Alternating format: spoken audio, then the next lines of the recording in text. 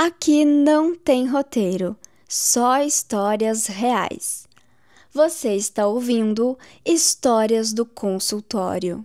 A cada episódio você vai ouvir o retrato sincero de pessoas comuns, enfrentando lutas que talvez se pareçam com as suas. Que essa história fale ao seu coração e te lembre: o amor ainda pode ser reconstruído quando a escuta é sincera e o coração está disposto.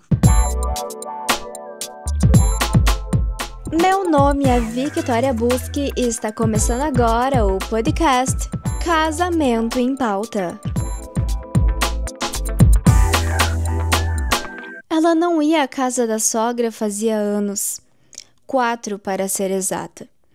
E, estranhamente, ninguém falava sobre isso com clareza. Foi assim que o assunto chegou até mim. Por um desabafo que parecia pequeno, mas que carregava o peso de muitas outras dores não ditas. Estávamos no meio da 3ª sessão, quando ela comentou, quase como quem muda de assunto, que havia decidido não ir mais à casa da sogra, que não se sentia bem ali, que estava cansada de ser tratada com indiferença, que preferia evitar do que se desgastar. Ele ouviu isso, calado, mas seu corpo falava, os olhos fixos no chão, as mãos fechadas, respiração presa. Quando finalmente quebrou o silêncio e disse apenas que aquilo o machucava e que o pior não era ela ter se afastado, mas era o fato de ela ter decidido isso sozinha. Ela decidiu por nós. Essa frase ficou reverberando no ar. Ali havia um conflito claro, mas que se escondia atrás da rotina. Ela sentia que a família dele nunca a acolheu de verdade. Ele sentia que a esposa cortou laços que ele ainda precisava. Os dois tinham razão, os dois estavam feridos. Foi então que eu os convidei a fazer algo diferente. Pedi que se lembrassem da primeira vez em que se sentiram casados de verdade. Ela lembrou do dia em que adoeceram juntos e ele ficou ao lado dela o tempo todo. Ele lembrou da primeira vez que ela defendeu ele diante da própria família. Ambos tinham sentido o casamento como um lugar seguro, mas agora estavam usando o casamento como escudo contra a família ou como ponte unilateral, e isso os afastava. Naquele momento eu precisei ser ousada. Olhei para ele e disse, com cuidado, mas firmeza: você tem todo o direito de amar sua mãe, mas também tem a responsabilidade de proteger o coração da sua esposa. E depois olhei para ela e falei: e você tem todo o direito de se proteger de ambientes que te ferem. Mas quando se casa, precisa aprender a decidir a 2.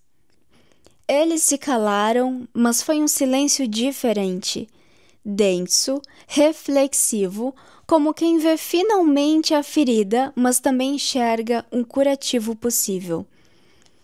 A partir dali, começaram mudanças pequenas. Ela escreveu uma carta, não para a sogra, mas para ele, contando como se sentia toda vez que entrava naquela casa. Ele não rebateu. Apenas segurou a mão dela e disse que não fazia ideia do quanto doía. Foi ali que tudo começou a se reorganizar. Ele decidiu conversar com a mãe, com respeito, mas com honestidade.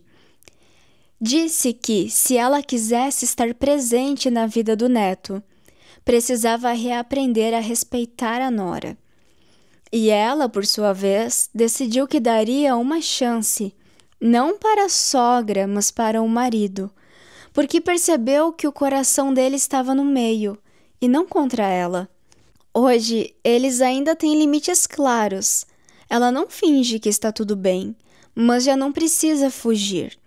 E ele já não precisa escolher entre uma e outra. Eles passaram a escolher juntos, porque no casamento saudável não se luta por território, se luta por unidade. Se essa história falou com você, se de alguma forma despertou lembranças, reflexões ou aquele desejo de recomeçar, eu quero te convidar a dar mais um passo. No meu livro Entre a Dor e a Promessa, eu compartilho com profundidade o que tenho aprendido ao caminhar com casais em momentos de crise, dúvida e reconciliação. É um livro para quem está em meio a dores que não sabe explicar, mas ainda crê que Deus pode cumprir promessas que parecem distantes. Se você gostou deste episódio, compartilhe com seus amigos. E se você não gostou do episódio, compartilhe com seus inimigos. O importante é compartilhar. Até breve!